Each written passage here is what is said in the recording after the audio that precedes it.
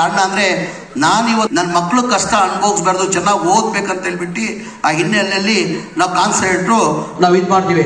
ನಮ್ಮ ಸರ್ಕಾರ ಬಂದಾದಮೇಲೆ ಇವತ್ತು ತಮಗೆಲ್ಲ ಗೊತ್ತಿದ್ದಂಗೆ MDRS ಸಿದ್ದರಾಮಯ್ಯ ಹಿಂದಿನ ಸರ್ಕಾರದಲ್ಲಿ ಸಿದ್ದರಾಮಯ್ಯ ಅವರು ಮುಖ್ಯಮಂತ್ರಿ ಇರುವಾಗ MDRS ಅಂತ ಮೊರಾರ್ಜಿ ದೇಸಾಯಿ ರೆಸಿಡೆನ್ಸ್ ಸ್ಕೂಲ್ಸ್ ಅಂತ ಹೇಳ್ಬಿಟ್ಟು 50 ಸ್ಕೂಲನ್ನು ಸ್ಯಾಂಕ್ಷನ್ ಮಾಡಿದ್ರು ಹಿಂದಿನ ಸರ್ಕಾರದಲ್ಲಿ ಸಿದ್ದರಾಮಯ್ಯನೇ ಮುಖ್ಯಮಂತ್ರಿ ಇರುವಾಗ.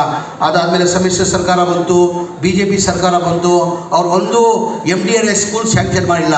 ನಮ್ಮ ಸರ್ಕಾರ ಬಂದಾದಮೇಲೆ ನಮ್ಮಲ್ಲಿ ಸಿದ್ದರಾಮಯ್ಯ ಅವರು ಮುಖ್ಯಮಂತ್ರಿ ಆದಮೇಲೆ 6 MDRS ಸ್ಕೂಲ್ನ ಸ್ಯಾಂಕ್ಷನ್ ಮಾಡಿದ್ರು. ಮೊದಲೇ ಬಜೆಟಲ್ಲಿ 2023ರಲ್ಲಿ 10 MDRS ಸ್ಕೂಲನ್ನು ಕೊಟ್ಟಿದ್ರು. ಆಮೇಲೆ ಎರಡನೇ ಬಜೆಟಲ್ಲಿ 50 MDRS ಸ್ಕೂಲನ್ನ ಕೊಟ್ಟರು. ಏನು ಒಟ್ಟಾಗಿ 60 MDRS ಸ್ಕೂಲ್ ಕೊಟ್ಟರು. MDRS ಸ್ಕೂಲ್ ಅಂದರೆ ಏನು? ಒಂದು ಸ್ಕೂಲ್ ಕಟ್ಟಬೇಕಾದ್ರೆ ಕನಿಷ್ಠ 16 ಕೋಟಿ ಬೇಕಾಗ್ತದೆ. ಆ್ಯಕ್ಚುಲಿ 30 ಕೋಟಿ ಟೋಟ್ಲಿ ಕಂಪ್ಲೀಟ್ ಆಗಬೇಕಾದ್ರೆ 30 ಕೋಟಿ ಆಗ್ತದೆ. 16 ಕೋಟಿಯಲ್ಲಿ ಇವತ್ತು ಚಾಲನೆ ಮಾಡಿದ್ದೀನಿ.